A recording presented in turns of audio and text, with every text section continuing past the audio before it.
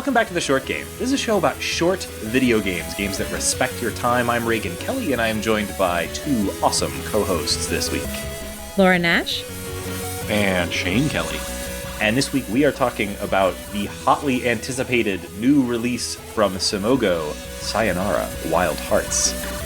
Before we get too far into it, let's talk Patreon. Listeners, did you know that this show is supported by listeners like you on Patreon, www.patreon.com/theshortgame. And the biggest perk of being a Short Game patron is that you get to join our community on Discord.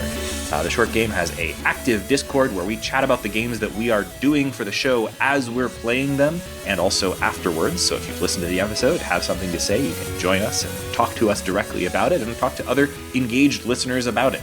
That's the most fun part of the Patreon, but the biggest part is, of course, that you get to support this show. We are trying to expand the type of coverage that we do, the types of games that we cover, and your support makes a huge difference to us. This is a small show. Every listener counts, and we really appreciate your support.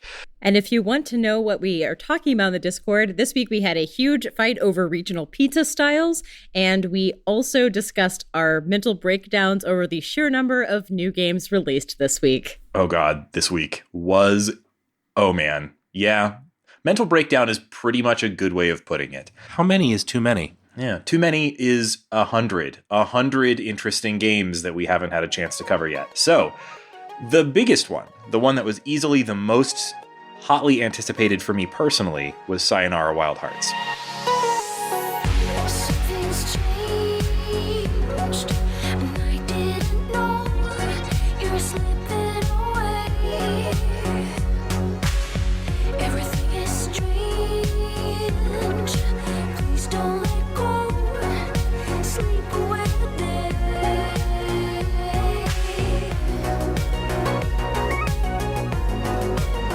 First of all, if you haven't seen the trailer, this game is I don't know how to describe it, but I will say just off the top that I am personally a huge fan of the artist Carly Rae Jepsen, which I think is a major influence here on the music style, and of the sort of outrun aesthetic, the sort of 80s inflected night drive, day glow vibe.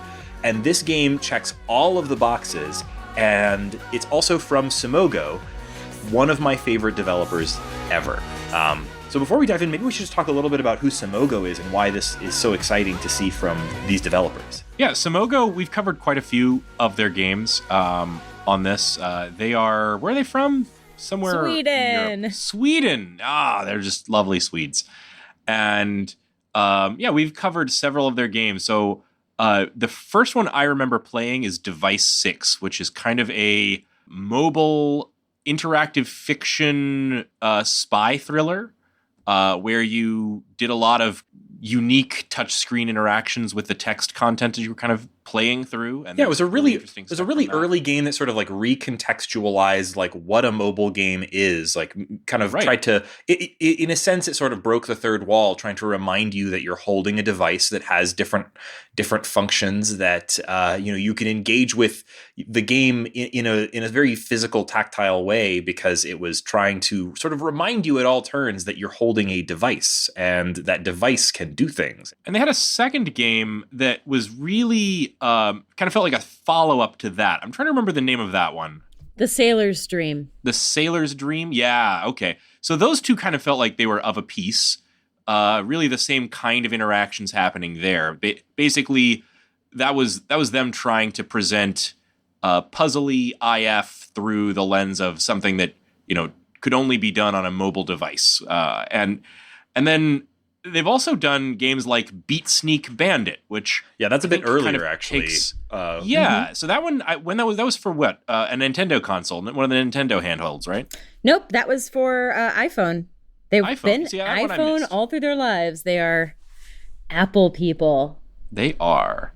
So the most recent of their games that I've played is one that really drew from folklore and had sort of this really different, creepy tone, and that was Year Walk. Episode 22. Yeah, way back, one of our earliest episodes. I hadn't thought about Yearwalk in a while, and then I was like, oh man, wait, that game ruled. Like, I want to go back and play that again. So bad. It's not the season. It is too hot for Yearwalk. I always save it for the winter, and good call. I think I first tried to play it in like 95-degree heat and just wasn't feeling any of the Scandinavian chills.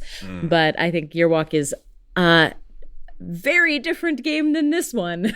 Although it is also a mood piece. Really brilliant game, though. Like, Yearwalk is just a perfect, like, creepy ghost story of a game that is it's extremely good. And I don't want to say anything more about it. We did a whole episode about it if you're curious. And like Laura said, it's way back episode 22. So you might have to dig back through our website. It may not even still be available on the podcast feed for technical reasons that are kind of too boring to explain. But if you haven't played Yearwalk, I cannot recommend it enough. And it's available on a bunch of different platforms. I think it got ported to PS4 at one point.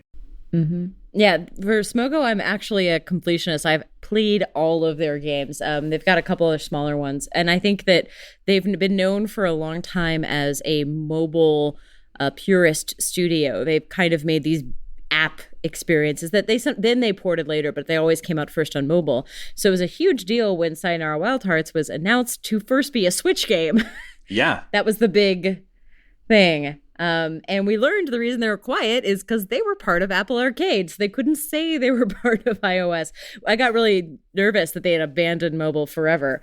That is not the case. Simogo is still available cross-platform. And this one, Sayonara Wild Hearts, if you're curious, is on Switch, Apple Arcade, and PlayStation 4. Yeah, and we're not going to talk a whole lot about Apple Arcade today.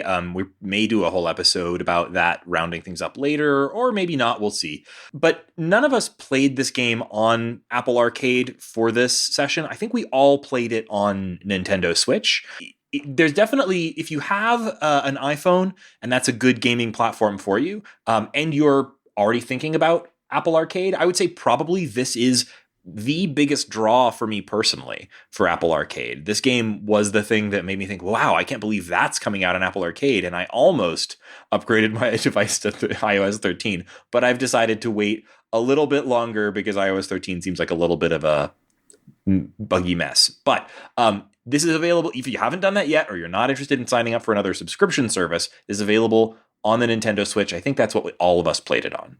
Yeah, I was incredibly impatient to play this game, and I knew it wasn't going to be available on Mac or anything I could easily project from until October when Catalina releases. So for me, it was like, okay, cool, I'm buying it on the Switch. I want to play on the biggest screen with the best sound I can. And that was incredibly worth it because this is a rad pop album video game. Yeah, let's talk about what that actually means. Yeah, so pop album video game is kind of a made-up idea. It's in their marketing material, right? But it is. I can see what they're going for from this terminology. Like, this is a really soundtrack-forward game. The soundtrack, which is by Daniel Olsen.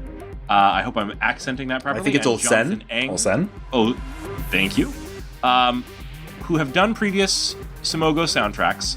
But one of the things, it's kind of rare in video game soundtracks to have a really prominent vocal track. And this one definitely not only puts the soundtrack forward, but puts vocals front and center.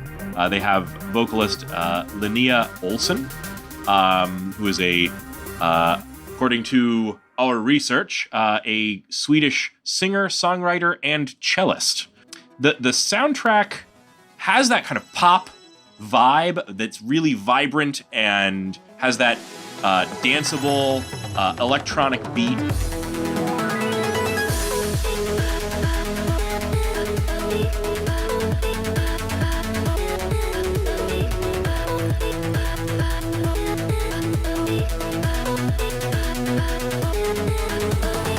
And calling this a pop album video game, it really feels like you have something that has the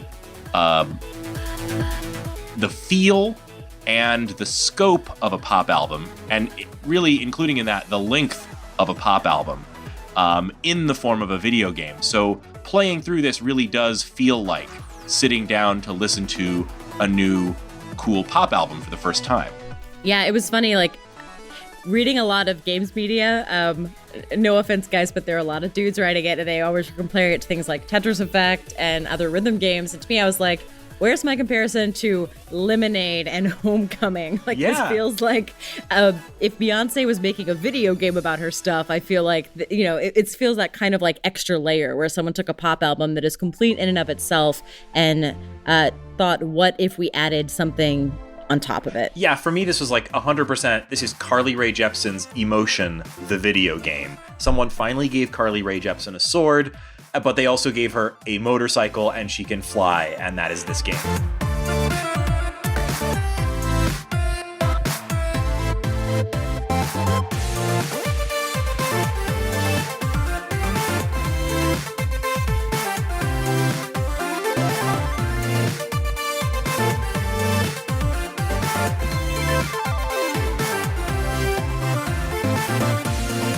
I've never played something before that really did have this sort of like album feel. Like, part of that is the length. It is a very short experience. Shane, you're right. It has basically the length of a pop album. You can sit down and play this game entirely front to back in one sitting. But like a good album, it really benefits from multiple playthroughs, not necessarily because there's like mysteries to explore or different paths to take or anything like that. It's just a great experience that's fun to go through multiple times in a way that like an album can be. That's exactly the same reason that arcade games and the stuff that this brought in from the arcade genre is great. Because in a great arcade game, like, I'll just take Galaga as an example. You're presented with a series of levels, and those levels are going to be the same every time you play them. And generally, you're going to be starting from the first level, and the length is going to be pretty similar to of a level is going to be pretty similar to a pop song. And so you really do kind of line up in form well, this plays like a lot of arcade games that I would maybe even compare it to like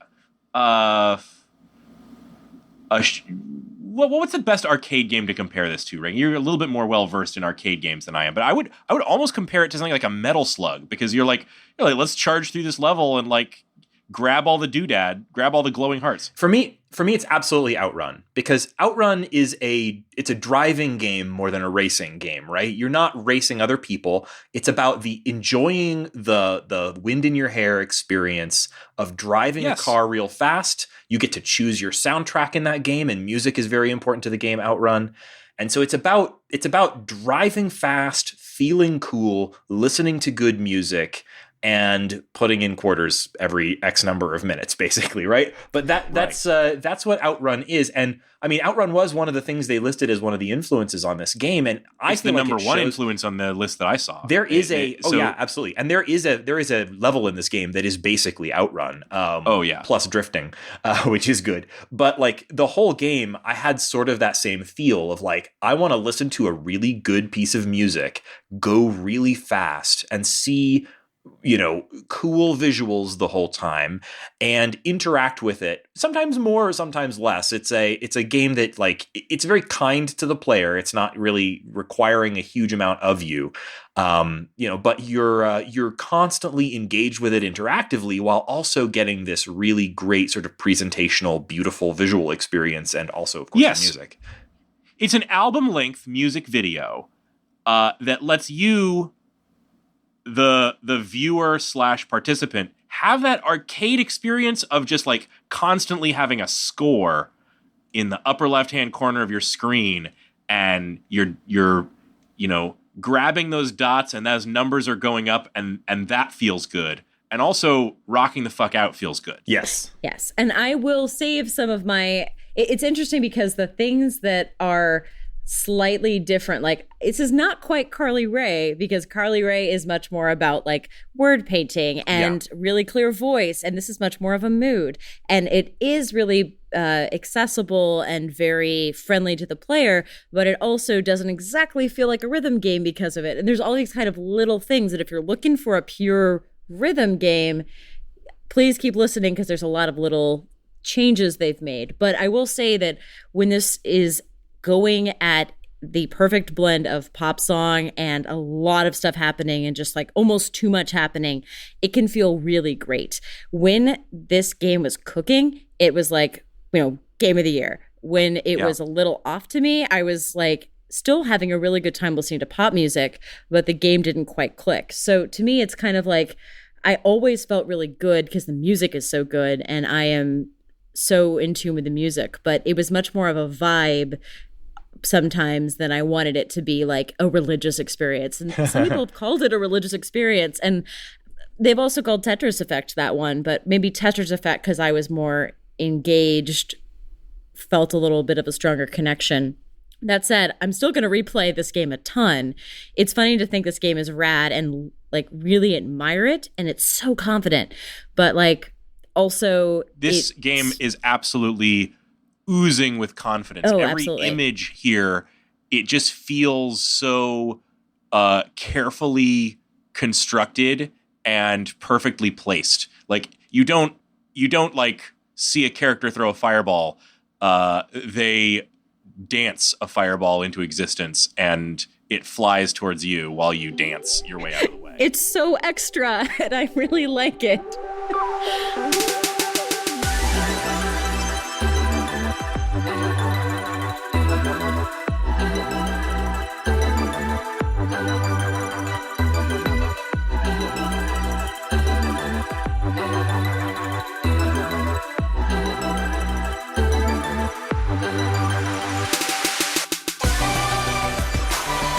Before we get off of the subject of the actual pop soundtrack of this, because I think it's the most important piece of this as an entire work.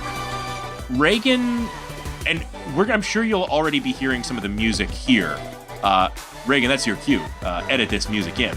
But the style of pop here is not what I would see as like the Carly Rae Jepsen, more rock-influenced pop, more American style. This is definitely European electronic-influenced pop that has the kind of sound to me of like a EDM or synth music, like that kind of style. To me, I was trying to describe it as if the band Churches, I don't know if you're familiar with it, but they have a really strong, clear female vocalist. But if it was replaced with like the woman from Arcade Fire, it's that more diffuse, like quality to the sounds. Sorry if you have ASMR and I just freaked you out. Yeah, I agree with you, Shane, in a way, although I think EDM isn't necessarily the best comparison, because like EDM is more about like endlessly repeating and syncopated rhythms with variation that build on each other. There's no drops in this exactly. It's not like that. Well, this is definitely something you can dance to. Right. Yeah, I think it's just less lyric forward. And I think I'm also a Carly Rae stan, and I gotta she's one of the best word painters in the business. This one's less lyric forward. What do you mean by word painter? It's got a lot of the quality of that. What do you mean by word painting? I mean when a song and lyrics match up so that the production values of the song are illustrating the meaning of the words. For example, Taylor Swift does a lot where she like drops like an octave when she's feeling sad. It's like where the music is being backed up by the lyrics. This lyrics aren't as important and it's much more vibey. So like I love the phrase "Wild Hearts Never Die," but it's not as if the tune is going to be backing that up. No, you're absolutely right. I agree that it's not very like lyrics forward. The lyrics to the music here, and we're running into my limitations as a talker on podcasts here, because I don't do a music podcast. I'm a music fan, but I'm not a music critic, and so I don't have the vocabulary really. I definitely agree with both of you, but I think it does still feel like modern and calling I was about to say modern American pop, but Carly Rae is a Canadian.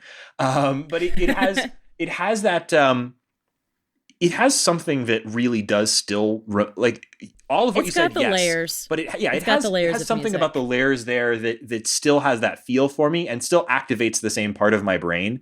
They're right. The lyrics are just not quite the same. They're not quite there. They're very much backgrounded and more vibey is a good way of putting it. But like there are moments in, like you mentioned the song Wild Hearts Never Die, which might be my favorite off of this soundtrack. By the way, the soundtrack is on Spotify and Apple Music, and I've played this game twice. I've listened to the soundtrack 3 times already, and I'm continuing to listen to that on a loop. It's very good. But like the certain parts of that song just jump out at me as like, oh yeah, that's a real good pop hit right there. That's a real good pop moment.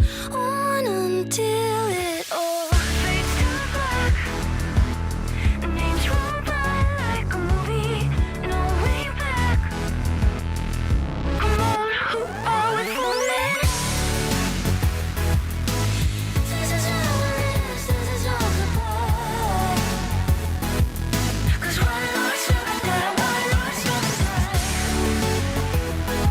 Oh yeah, I got to agree with you about the soundtrack. It's a bop. I listened to it while shopping for my groceries today, and I was like whistling down the aisles. Oh yeah, so good.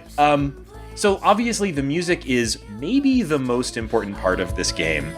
It's a hard game to describe, and I think we've been talking kind of in circles around it. I don't usually love to just read the marketing copy for a game on this show, but the marketing copy when it's so well written, we gotta. Is so good, and the description here, I just love it so much. So I'm just going to read for you what Simogo says about their game. A pop album video game, all caps, large text. Sayonara Wild Hearts is a dreamy arcade game about racing motorcycles, skateboarding, dance battling, shooting lasers, wielding swords, and breaking hearts at 200 miles per hour. As the heart of a young woman breaks, the balance of the universe is disturbed. A diamond butterfly appears in her dreams and leads her through a highway in the sky where she finds her other self, the masked biker called the Fool. Journey through a custom-written pop soundtrack, chase scores, and set out to find the harmony of the universe hidden away in the hearts of Little Death and her star-crossed allies, Dancing Devils, Howling Moons, Stereo Lovers, and Hermit 64. Let's pop! So that is exquisite marketing copy, but also I will pick apart that the plot doesn't super matter, but if you're into tarot, the major arcana play into it. There's kind of, when I looked at this originally, I thought they were going to be like Battle of the Bands style, but it's a little bit more like Battle of the maybe demons, who knows? I think it's really fun that they mention all these different types of characters, and it's because they're radically changing styles throughout the game. When you hear that there's Dancing Devils, Howling Moons, Stereo Lovers, Hermit 64, they're characters and the designs are incredible, but also they match different mechanics. So you're kind of like falling through this world, but experiencing different characters with each kind of, mini games inside of them. It sounds a little trite to call them mini games. It's more seamless than that.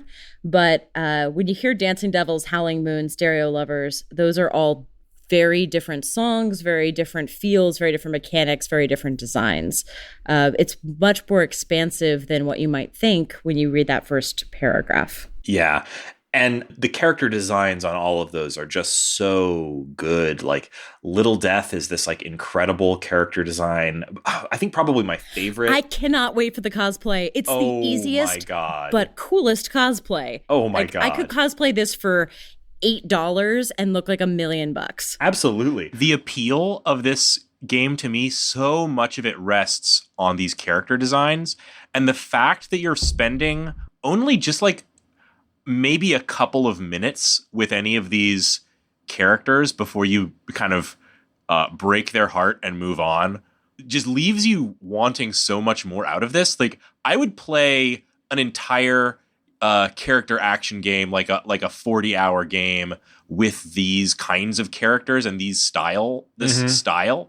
if you could create something like that, I would eat that shit up.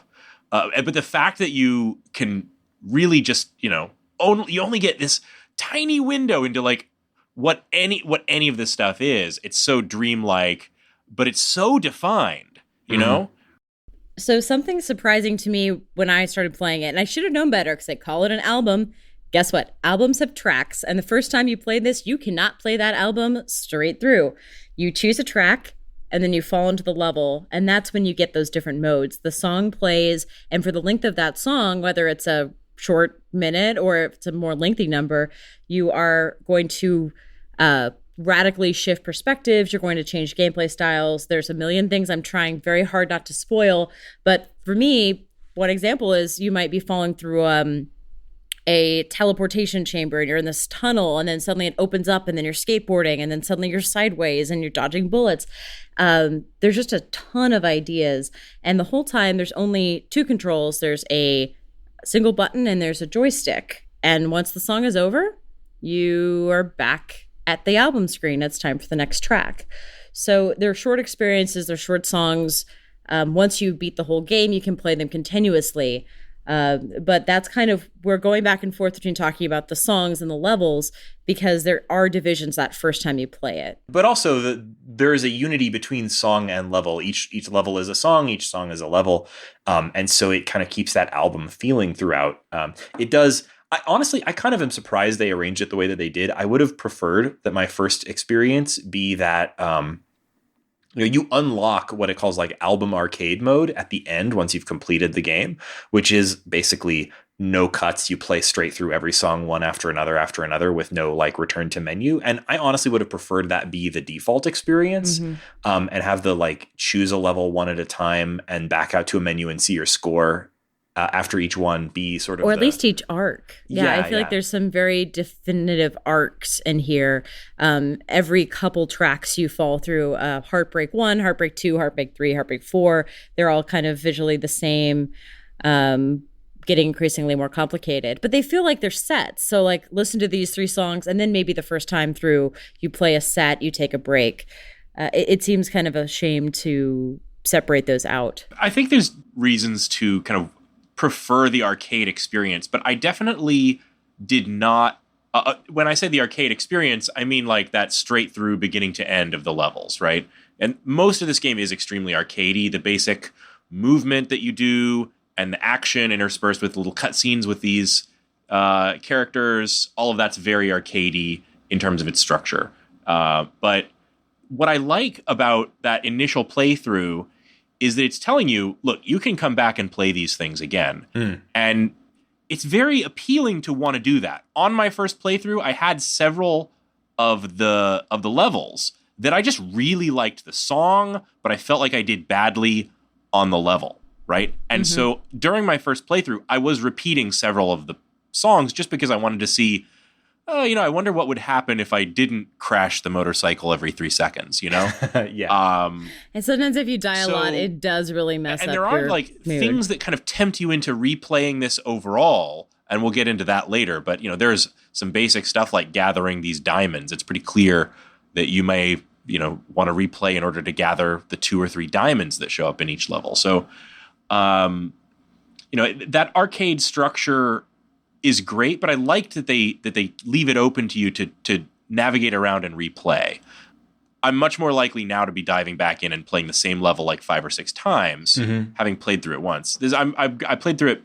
I don't know how many times each of you guys played the game. I played through it once, pretty much straight through, but with certain songs I went back and played them a couple of times because they were jams and I wanted to hear them again and see them again. And then I tried the album mode and tried going all the way through from there. And now I've gone back and tried to get gold on a few of my favorites that I didn't have gold on. So I feel like I've had that complete experience with the game. How much time did you guys spend with it? Like, what was your actual experience playing it? Pretty much the same. I played through the entire. I played through the game in 2 sittings the first time through, and then I've gone back since and played through the entire game in the album mode. So basically 2 full playthroughs, and that's about it. I haven't gone back afterwards to try and hit any of the tried to improve my scores or anything like that. Although I kind of plan to, particularly on the songs I like best. Yeah, I played about halfway through, and then my husband started, and I watched him play the half, and I let him keep going, and he finished the game, and then I went and played the whole thing through in arcade mode. It's really interesting because this is a unique rhythm game because it is a little passive. In that, I mean, almost every rhythm game I've ever played, when you start messing up, the track starts breaking down. Like you lose parts, or they do the opposite, where like the better you are, the more like amped up the song gets. Like think about Guitar Hero, the group starts cheering for you. Like it gets an extra layer of pizzazz to the, piano. It's been a long time since I played Guitar Hero, but I think it was funny. It threw me at first because I wanted all of the extra points to line up with the music, like a tap tap revenge game. I wanted like the extra little chimes to be adding stuff, and the fact that I could collect stuff on the fly kind of really made me feel like I wasn't part of the song as much. It's interesting because I partly felt that way because I watched for some of my first playthrough. We were trading off the controller, so I watched some levels, enjoyed them just as much, was just as hype as when I was playing it. So it's, to me, the only times that when I went back and played through in arcade mode, though, I felt that the more I knew the song, the more I had fun playing the level when it lined up. It did make a couple times, like there's a part when I will not spoil, but you're kind of jumping on a beast, and I didn't agree with where the hits were, and it bothers me every time I play that because where I want the beats to be don't line up. And like I think it's funny that my enjoyment is tied to how much I like the music. I played it twice because I kept playing the songs I liked. I also went back to play some Zodiac Riddles, which we can talk about as well, because there's extra like achievements for doing things if you can figure out what they want you to do. So could you explain the Zodiac Riddles for us? I didn't get that aspect of the game really at all until like a few minutes before we were ready to record, and I had to have someone explain it to me. Yeah, same. So Zodiac Riddles are, if you've played Year Walk, they will feel familiar because Simogo likes writing cryptic things that only they understand. And sometimes they are part of the game, and sometimes they're just little extras. Zodiac Riddles, you can look at them. It's like a big wheel with all of the signs of the zodiac on it, and it's like a record, and each one has a little phrase they say, and once you figure out what that means and you go do it, it'll get replaced with like an achievement. So they're cryptic achievements. Which, like, great, thanks, great. Right, but like you also get to feel really smart when you do it. And there's one that I am positive. These haven't been spoiled on the internet yet, by the way. I tried to get a list because for reference, and they're nowhere. But I will say that there's one that I am positive I have figured out, and I just cannot get the timing exactly right to prove that I am correct. And when I get that, I'm going to feel like I'm the smartest human being on the planet. Cool. Yeah, I like the idea that they have, their achievement system isn't just like, play the game 5 more times and you get an achievement or something. You really do have to sort of puzzle out what the achievements are and then go execute on them. It's a clever idea.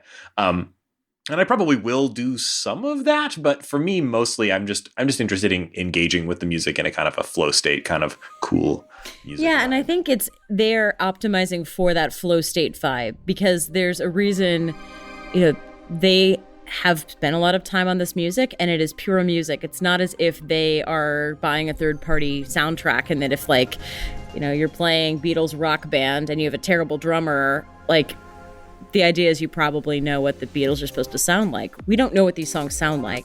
So they've optimized for the purity of those tracks. So you can't make it fall apart. You can get a no rank and not even get on the podium, and the song sounds perfectly beautiful.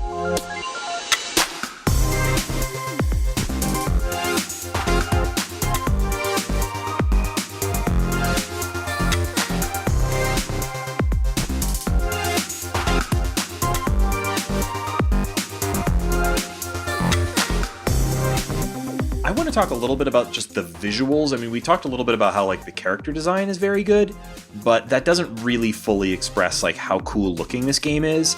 I think most of our listeners will probably have already seen a trailer, but I want to talk about how good the color and and just sort of general design is here, even if not just the characters, but just like every dripping frame of this game is this gorgeous, neon, bright, extremely cool looking screen painting of just like absolute like wild color, but it's also very consistent throughout. Like it's picked a color scheme and it sticks to it, and it's really like fully trying to realize a particular aesthetic vibe.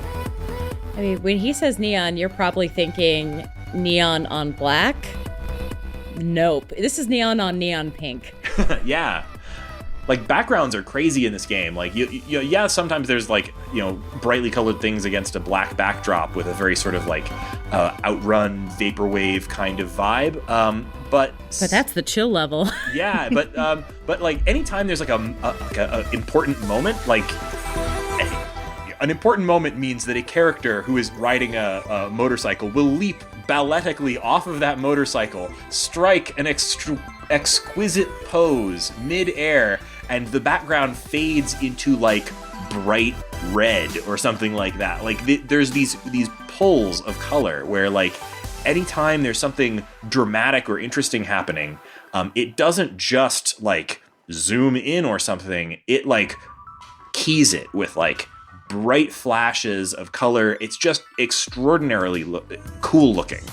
So what you're talking about there, Raygan, that kind of moments of huge splashy color, I think you're really thinking of one of a very specific moment in this game, and it was, to me, one of the most arresting parts of it, and that is the level that has you having a race against the dancing devils. Yes, honestly, yes, that's exactly the thing that I'm thinking of specifically.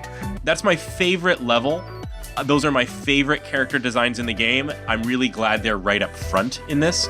And part of what makes that huge splash of color really great is it is this, specifically this Outrun kind of color scheme, which is the magenta with the teal blue. It's the most common color scheme in video games these days. I love my Hyperlight Drifter and all that, but you are starting to see this everywhere.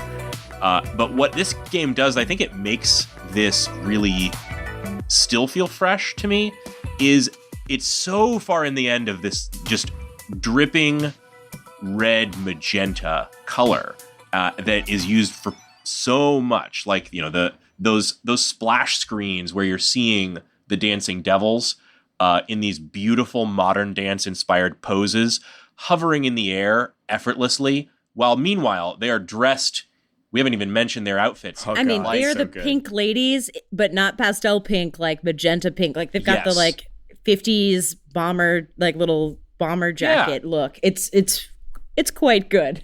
And they're all on motorcycles, but they have the raw power. These characters all, and yours too, have the power of this motorcycle as they're rocketing through this level. But if they want to drop that motorcycle, it just vanishes, and they cartwheel elegantly with perfect form, like through the open doors of a subway car, until they land back on the road perfectly, having summoned their motorcycle again. Like the visuals of that particular level are fucking insane and beautiful and phenomenal. And this kind of solid paint fill tool of magenta is over so much of it. And it just made me think of this thing I read. I guess I had never really known this about the color magenta recently, which is like, some people would say that magenta is not a color. And it's because, even though this is like, a key color in like ink and whatnot, you've got the wavelengths of light. On the one side, you've got red. On the other side, you've got violet.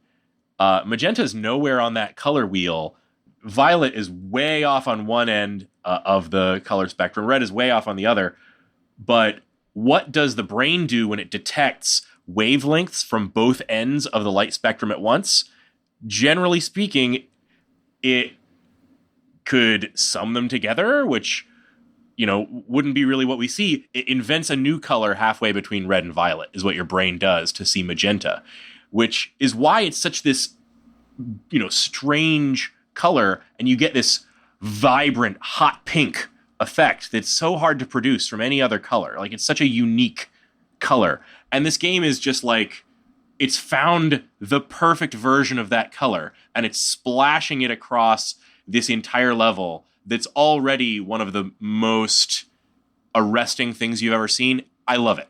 It's CMYK, heavy on the M, light on the Y and the K. Yeah, absolutely.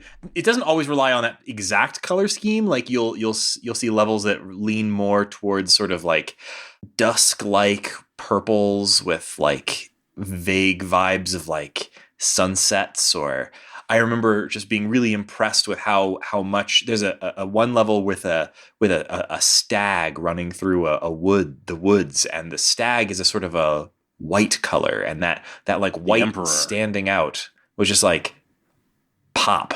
There's so many times where this finds an excuse to like really just throw something that's so vibrant onto the screen that just like screams at you with color. It's just so cool. I do have one bone to pick with you, Shane, though. Clearly the best level is Hearts and Swords, aka Wild Hearts Never Die. Yes it is. Because you blow up and jump over bridges during the bridge of the song. Good point. I won't say what actually happens in the level because it's a big spoiler, and that mechanic is one of my favorites, but it's a beautiful melding. So honestly, they both look great. Okay, well, I have to answer for my favorite song, because sure, you're smashing bridges during the bridge, but in Begin Again, you're doing essentially the same race again and again and again. Yeah, three times. So good. Against the three members of your rival gang as you break their hearts. So Begin Again has got this. There are some moments of great synergy between the lyrics, kind of light as they are, and the actual action. Don't you know how it goes? You leave me set in the sky. Broken glass and never shook. 'Cause that's what we are. I have tried to forget all the pain and regrets. It's the last time. It's the last time tonight. As you hold me so close, and your arms are too strong. It's the last time, and I'm strangely alright. You need to understand, 'cause I'm just happy to get again.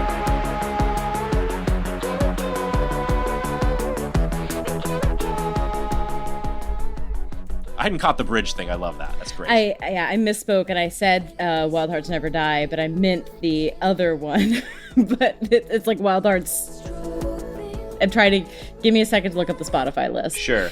I think it is Wild Hearts Never Die. That's the finale. Oh. Huh? Yeah, that's the one that da da da da da da da da da. It's called Mine. Yes. Oh, So- Mine. Okay, that song rules. A glistening piece so sparkling blue. I never learned, but I can't own. You'll be mine and mine alone. Your wild heart glitters, my eyes shine. It fits so perfectly with all the golden things sublime. Yep, that's the one. It's called Mine. I was wrong on the title, but it's called Mine, and it's still the that best has song. such a good beat. Da-da-da-da-da-da-da. Yeah, Oh, yeah. it's hopefully playing right now. Sorry, everyone yeah. who got the wrong list. All of these songs just absolutely rule. I have to say that like a good bit of the time when I was playing through this game, like it's a one button action to like quickly back out from the game to the title screen, and then one button very quickly to get back into the game. And in between levels, I found myself very frequently hitting that button to back out to the title screen, because the title screen song is a bop and a half. It is so good. Something's changed, and I didn't know you're slipping away. Everything is strange. Please don't let go. Sleep away the day.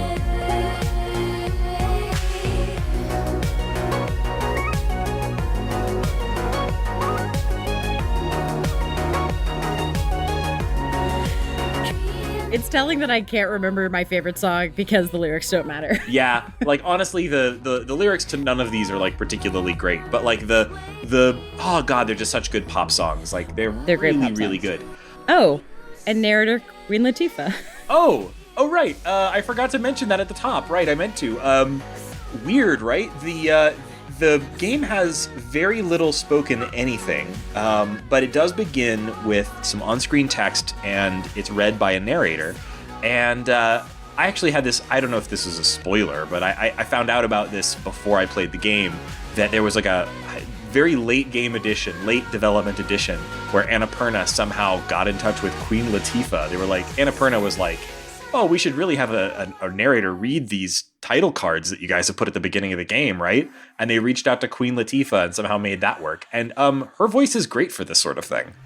Yeah, and I said oh because that's actually how the credits introduce it. It's like, oh, and Queen Latifah is our narrator. Yeah. And it's just such a, again, it's super confident. It feels like, hey, also, we got Queen Latifah. Yeah, man.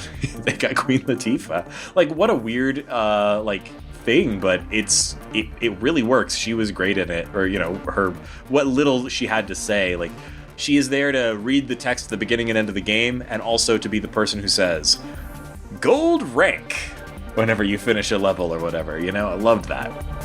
I don't know if there's a whole lot else we need to talk about this. I did have one thing that I wanted to talk about real quick, because it was once again I'm going to be reading something that the developers wrote, but on their website, they have a dev blog that they post not nearly often enough to. And a while back when they first announced this game, they described their influences. They said Sayonara Wild Hearts, and this is basically just a list, but like I want to call it a few of the things on this list because they're so good, but this list is so cool. Sayonara Wild Hearts is a soup made of pop culture. It's Outrun, the Teddy Girls subculture, Carly Rae Jepsen, Rez, Cafe Racers, WarioWare, Blumchen, the 1950s, Modern Dance, Akira, F-Zero, Space Harrier, Sia, Gradius, the 1980s, Charlie XCX, Sailor Moon, Wendan, Tron, Rhythm Tengoku, Punch-Out, and a good portion of ourselves, strangeness, and mysticism stuffed into a blender. So like everything on that list is great. And there were a handful of things on it that I didn't know about, which were exciting because I got to Google them, and they were also great. Every video game they mention on here is an arcade game, which I thought was cool. I mean, with the exception of F-Zero, but that is also basically an arcade game. Also Uendan and Rhythm Tengoku are not arcade games, but they are rhythm games. But anyway, like the games that they mention here, the references make absolute sense in terms of gameplay. Had you guys ever heard of the Teddy Girls subculture? Because it rules. Yeah, I had seen a few of these photos before. But yeah, are we having Weeb Corner? No. We having pop culture corner because like Weeb Corner. No. Teddy Girls is not a weeb thing at all. It's not Japanese in the slightest. Are you? No, it's British from the 40s. Yeah, it's a bunch of it's the Teddy Girls were Edwardian. They were like not Edwardian. It was the 40s, but the Teddy in Teddy Girls came from like Edward being a throwback. They were basically 40s, but they were trying to be throwbacks. But it was women wearing just traditional men's clothing, including like these ladies. coats and things like that. They're super inspirational for lesbians. Yeah. Sorry. I knew them as Judy's. That's why I didn't know the name. Yeah, if you Google this, there's a really good article. It's the first Google result if you Google the phrase Teddy Girls. And the first sentence of that, on reflection, the pairing of the aristocratic flamboyancy of an Edwardian gent with the rebellious attitude of American rock and roll shouldn't have worked, but it did.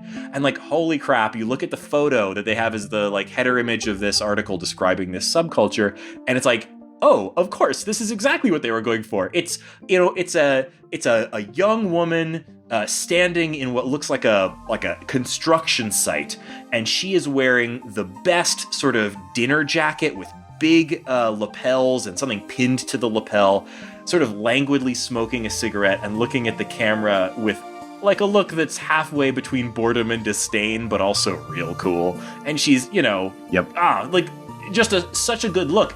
And I'm like, okay, all of the characters in this have some echo of this vibe, this sort of like rock and roll finery. It rules. It's so good. There's so many other little things in this list. The only other things in this list that I didn't know what they were, cafe racers are those sort of like miniature, not miniature exactly, but like small but sporty motorcycles. And there's this moment in I think it's the level you were talking about, Shane, the one with the dancing devils, where somebody like stands up on their motorcycle while pulling a back wheelie kind of thing and strikes a pose. That's a cafe racers thing. And Blumchen I also had to Google, and they are a German pop band that also just rules. If you look them up on YouTube, just like the songs are all good. Everything else about this list also good. I mean, I'm not going to go through everything on it, but like, this is like the dream list of influences of like visual Raygan, gameplay. who is Carly Rae Jepsen? Oh, geez. Raygan, who is Sia? This is canceled. Raygan, what's a Sailor Moon? But like everything on this list, love it all. Such a good list. It reminds me, every time Guillermo del Toro lists everything he's ever listed as his favorite movies or influences, I'm making a list like this. So I love these when they come out. They're so weird and wonderful, and they're even better after you've played. Oh yeah, absolutely. Because there's things on this list where they list all these different games, and I'm like, oh, there's at least one level in this that matches up with each of those games. Like there is a moment in this where I was like, oh, no, here's the Gradius they were talking about. So good. If I could say, like, I feel like there's a missing item on this list, at least for me, and maybe this is just Shane's weeb corner, but because the style of this is so heavily influenced, they list Sailor Moon as an influence, right? So it's magical girl influence. This is a girl who's like finding an alternate version of herself that's empowered and goes on and to, dressed super fight well, monsters, right? And yeah, and it's also like aesthetically, all the pickups are hearts. It's dripping with pink hearts. So, but it felt like Cardcaptor Sakura was missing off that list because it's also so heavily influenced by the major arcana of the Raider-Waite Tarot, right? So like you've got, when she pulls out her Cafe Racer motorcycle, she's not pulling out the Cafe Racer motorcycle. She's pulling out the card, the Fool, the character of the Fool, who's of course, from the tarot, is pulling out the Wheel of Fortune tarot card, and it's becoming this motorcycle. And all of the enemies and all of your allies, like the Emperor, the Stag, are represented on tarot cards, and basically are these tarot cards. So you're going from card to card and breaking hearts. Yeah. So that all to me felt like a Cardcaptor Sakura thing. Am I wrong? I mean, I can see that for sure. I don't know. Am I a weeb? Yes. No. I just like to. You're never a weeb, only Raygan. Thanks. So I will say that Simogo posted to their Instagram, they have made physical major arcana for this game. They are gorgeous. There's a picture of them on Instagram, and they have not said a damn word about how one might go about giving them our hard-earned money for such a beautiful object. They just put all the pictures up, and we're like, in a couple weeks, our game. Look at this deck I have. It's very, very mean of them. How dare they? Bastards. Don't make merch I can't buy. I would absolutely buy like a super good, nice quality tarot deck based on the visuals of this. Like, I mean, things with like mysticism based on the tarot get right to my brain because like I'm a fan of the Persona series, right? And that's like a persistent visual theme through all of the Persona games, is that there's, that everything is sort of based on this this tarot deck iconography inflected with sort of like weirdness and like this sort of pop artistry. Like I love that vibe so much, and it just really works here. But it also doesn't like lean so hard on that sort of mysticism that this game becomes about that. It's, it doesn't stand on that. It just sort of throws that in to give some visual flair and maybe like a consistent kind of theming across the different across the different interactions you have with these different characters. But I love that so much. They say begin again. They say begin again.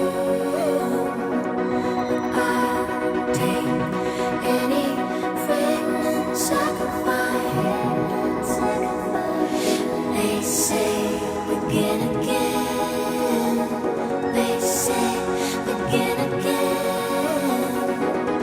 I'll treasure any fragments left behind. I'm too young to remember.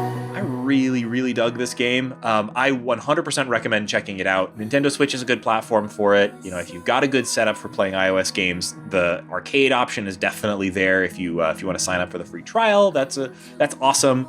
It's also on PlayStation 4, where I'm sure it's also great. I'm so glad to see this game finally come out. Like, it's been a long wait since Yearwalk. Like 4+ years since Yearwalk, I think, right? So great to see Simogo putting something out again. It's such a departure from their previous stuff, but it works so well. And I know this soundtrack is going to be like top of my Spotify list for quite a while. So, you know, highly recommended. So obviously, this game made me very happy this week.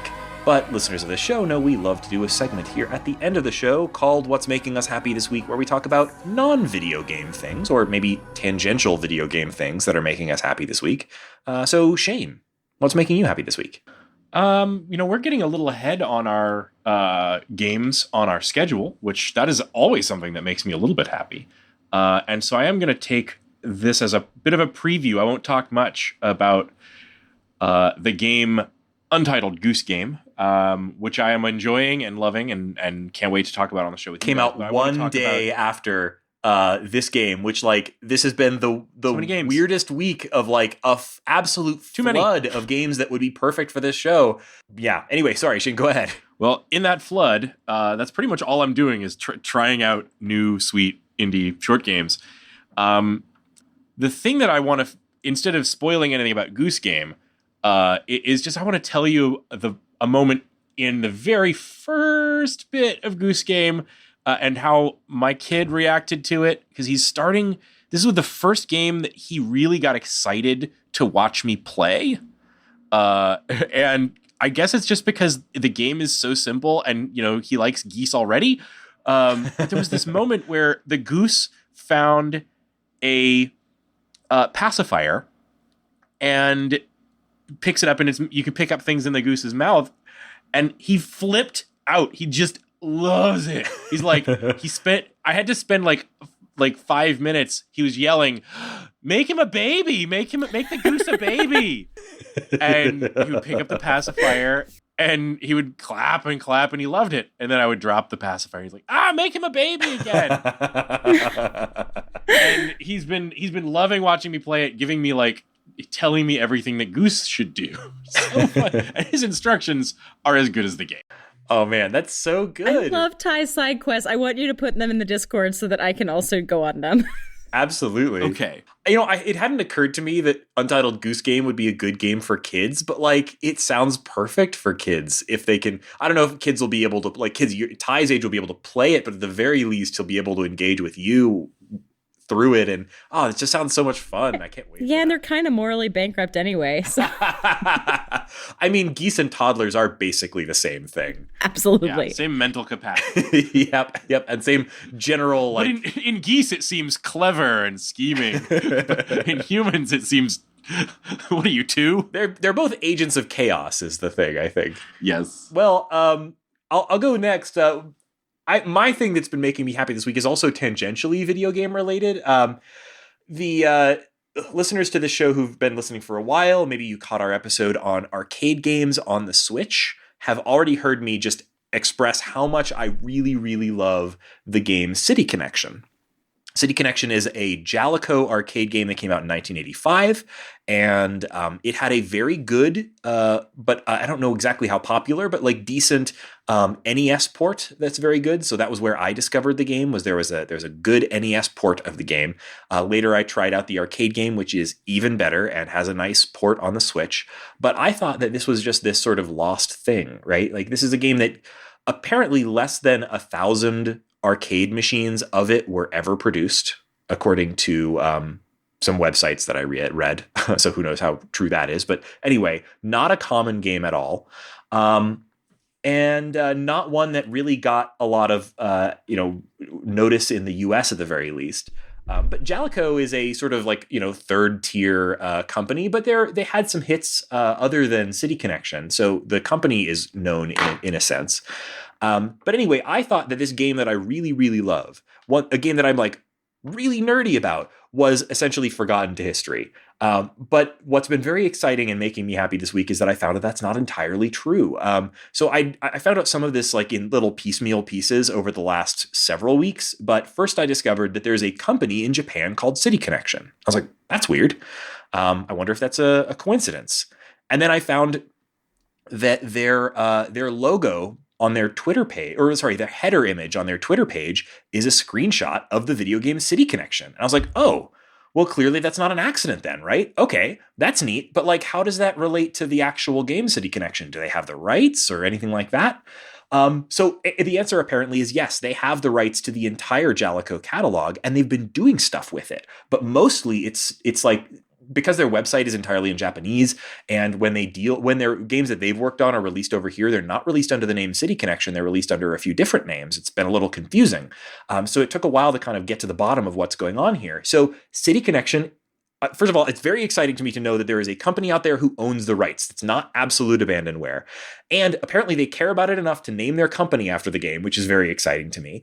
And they've been doing a number of things over the last few years, mostly sort of work for hire ports. So for example, the Psycho collection of arcade shooters that got ported to the Switch, they did those. And they've been doing a number of these. And in several places, they've found ways to work the lead character from the City Connection arcade game, Clarice, and her car into those games, and I never knew about it, which is very exciting. So, for example, that's wild. They did a port of. There's a shooter game from Jalico. Apparently, they own the entire Jalico. They own the rights to the entire Jalico catalog now. They did a port of a game called The Game Tengoku, which is a sort of Jalico shoot 'em up that is a mashup of other Jalico games. Which didn't previously include Clarice and her car. They did the PlayStation 4 port of it and added Clarice and her car as playable characters. I had no idea. And that's coming out on Switch later this year, too. I'm going to pick that up for sure. And I found out just recently that like literally last week at TGS, the Tokyo Game Show, which is the biggest game convention / it's sort of like the E3 of Japan. They did a presentation where they announced that they are doing. There's another very popular Jalico series called Ninja Jajamaru-kun, which mostly didn't get released over here either. There were NES games, there was few arcade games, and so on. They're doing a collection of the Ninja Jajamaru-kun games, which are these sort of like ninja-themed platformers with a little ninja fighting against yokai. And I watched the presentation where they were announcing this, and right in there, there's Clarice's car rolling around shooting oil cans at the yokai. And I'm like, yes, it's so great to know that there is somebody, not just somebody out there who cares about this game that I deeply love, but that is like working little elements of it into everything that they do. They did a port of, there's this Switch game. What was it called? Oh geez, it's a conga line game. It's called like Conga Smash or something like that. I'll think of it in a moment. But anyway, it's a game where it's sort of like Snake but with conga lines, and it's a game by a Spanish studio. When they released it in Japan, apparently the American release does not include this, but in Japan they changed the main character to Clarice from City Connection. Like I had no idea because all this stuff is like behind the language barrier. So it's so exciting to me to know that this thing that I love is not entirely abandoned. And into the episode here, I will drop very briefly. They also have a record label where they release mostly arcade game soundtracks and remixes of arcade game soundtracks. They did a J-pop version of the song from City Connection, and I will drop it in here for a moment so that you can hear it. I just think that's wild.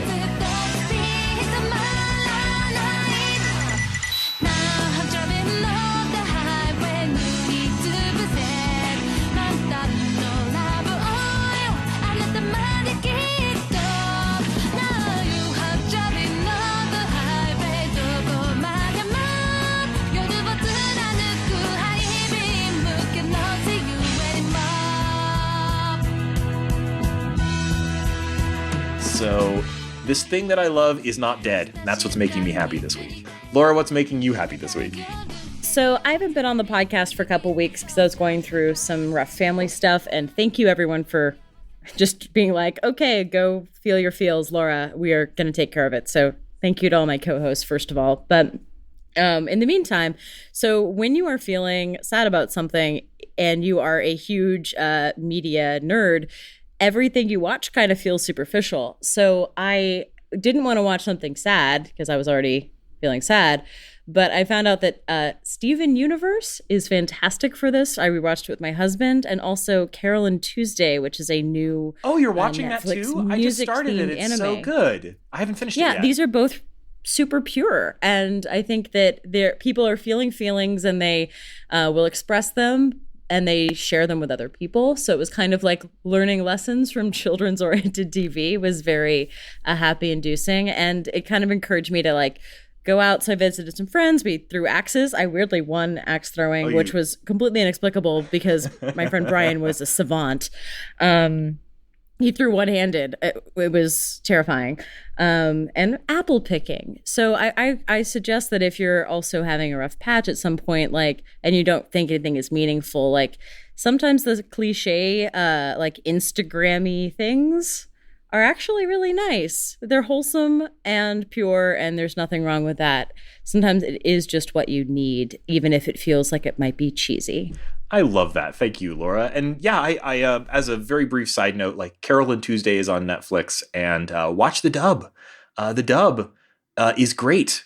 And like I don't usually watch dubs when it comes to anime, but like the dub of Carole and Tuesday is very, very good. It's a very sweet show with lots of good music. We're watching the sub. Don't judge. Oh no, the sub is. I mean, hey, that's what I always do. I just like literally put it on with the dub because I had heard the dub was pretty good, and it is. Yeah, I'm sure it's great. We figured for a music show we wanted to try to understand the lyrics. Are they doing the lyrics in English in the Japanese? Yes, the lyrics are in English, so. And sometimes they do not make sense, and it's very charming in like a Max Martin way. I haven't really compared the two, but I'm really, really enjoying it. And also notable because it's one of a really small handful of anime that I've seen with the main character being a person of color and like done pretty well. Like Japan, has a ways to come sometimes. With turns out if you set it on Mars, like maybe you can get some diversity. Yeah. Anyway, so thank you so much, listeners, for joining us on this episode of The Short Game. As we said at the top of the show, this show is supported by listeners like you, and hopefully by you, on Patreon. You can go to our website, www.theshortgame.net, and click Patreon at the top of the page, or you can go to patreon.com/theshortgame. We appreciate anything that you're able to contribute. This is a small show, and every little bit helps, and we really appreciate every supporter and every listener. Every supporter on Patreon gets an invite to our Discord, where we talk about the games that we're playing, and we're definitely going to be talking about Sayonara Wild Hearts, so if you have something to say about it, join us there. We'd love to hear from you. Also, if you have games that you are playing, now's a really great time for that, because, hey, Apple Arcade, we just talked about this at the top of the show, just dumped a huge pile of games into our laps. So we started an Apple Arcade channel to sort of pick through that massive pile of games and try to find what might be appropriate for the show. And we'd love your help there. And we'd love to hear from you about anything that you're playing that you think might be right for the show.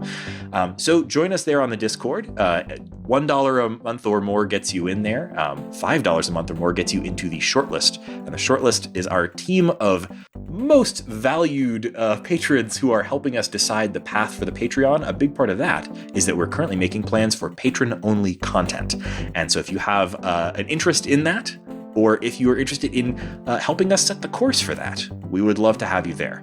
You can also find our show on Twitter @_shortgame, or on the web at www.theshortgame.net. You can also find me on Twitter @RayganK, that's RayGanK. Shane, where can people find you? I'm on Twitter @8bitshane. And Laura, where can people find you? I'm finally back on Twitter, guys. Thank God. Thank the angry Twitter gods. There's 3 weeks to prove I wasn't a bot, but you can find me on Twitter @LauraJNash. Thank you, Laura. And thank you, listeners, for joining us on this episode of The Short Game.